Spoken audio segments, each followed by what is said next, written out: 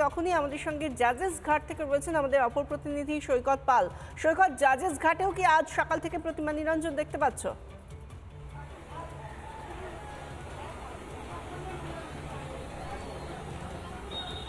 একদমই, আজকের একাদশীর দিন সকাল থেকেই জাজেস ঘাটেও প্রতিমা বিসর্জন চলছে। কলকাতা পুলিশের আওতাধীন এলাকায় মোট 25টি ঘাটে এই বিসর্জন পর্ব চলবে। আমি এই মুহূর্তে জাজেস ঘাটে রয়েছি। জাজেস ঘাটে কিছুক্ষণ আগেই একটি প্রতিমা বিসর্জন হয়ে গেছে। এই মুহূর্তে প্রতিমা বিসর্জনের জন্য সব ধরনের যে নিরাপত্তা, সেই নিরাপত্তা মোতায়েন রয়েছে।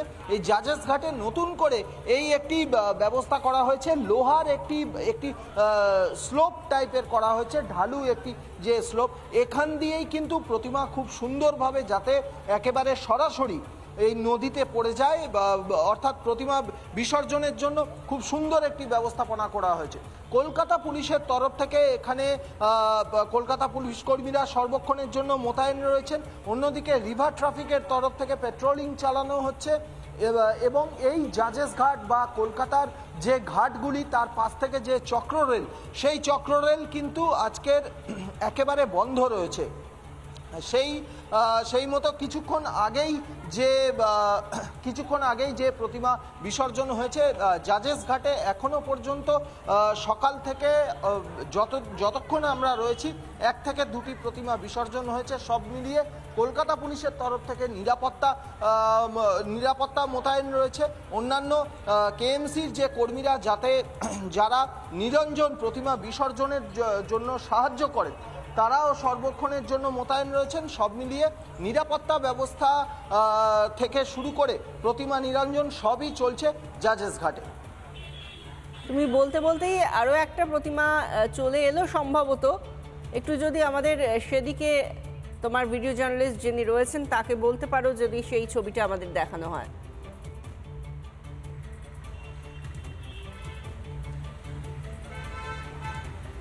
একদমই, আরও একটি প্রতিমা চলে এসেছে, সেই ছবিটা আমি দেখাবো। এই জাজেস ঘাটের কাছেই তারা নিয়ে এসেছেন, জাস্ট জাজেস ঘাটের বাইরেই সেই প্রতিমা নিয়ে এসেছেন।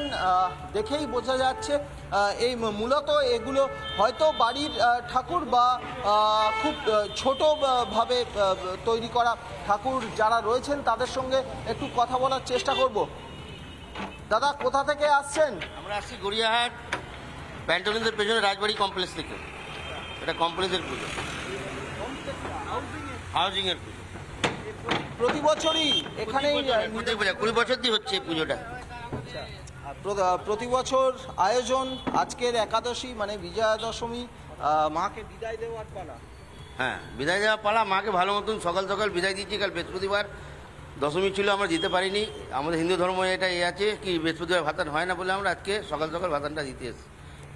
সকাল সকাল ভাসান দিতে এসেছেন। এখানে প্রতিমা বিসর্জনের যে আচার উপাচারগুলো রয়েছে সেগুলো সব পালন করা হবে। সেই চিত্র সরাসরি দেখাচ্ছে আমার ভিডিও জার্নালিস্ট মিরাজ আলী। এই জাজেস ঘাটে কিন্তু আজকের সকাল থেকেই প্রতিমা বিসর্জন শুরু হয়েছে।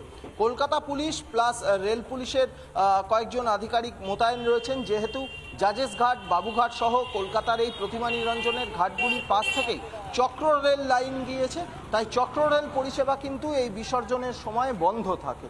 অন্যদিকে চক্র রেলের ওপরের যে ওভারহেড যে কানেকশন, সেই ওভারহেড তারে ইলেকট্রিক কানেকশন সেগুলো বন্ধ করে দেওয়া থাকে যাতে কোনো রকম কোনো দুর্ঘটনা না হয়।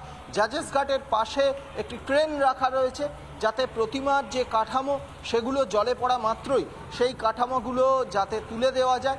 সব মিলিয়ে সমস্ত ধরনের আরো একবার বাজা কদমতলা ঘাটে যাব, সেখানে আমাদের সঙ্গে সরাসরি রয়েছে ওয়াইনভিলা। এই মুহূর্তে কি আরো কোনো প্রতিমা নিরঞ্জন চলছে তোমার ওখানে?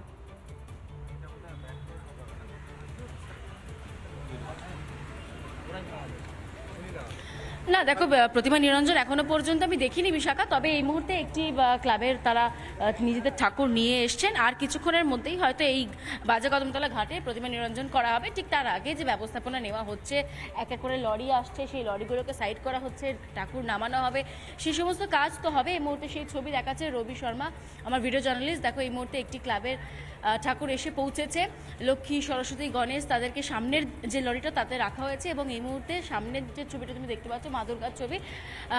গাড়িটা এই মুহূর্তে ঘোরানো রয়েছে, তাই পিছনের অংশটা আমরা দেখতে পাচ্ছি এবং এই গাড়িটা থেকেই নামানো হবে এবং এই বাজার কদমতলা ঘাটে নিরঞ্জন করানো হবে। ক্লাবের যারা সদস্য তারা কেউ কেউ এসে পৌঁছেছেন, তবে এখনো পর্যন্ত যে ঘাটের যে ভিতরে যে গার্ডরেল টপকে যে ভিতরে আসার প্রক্রিয়া তা কিন্তু আমরা এখনো পর্যন্ত দেখতে পাইনি।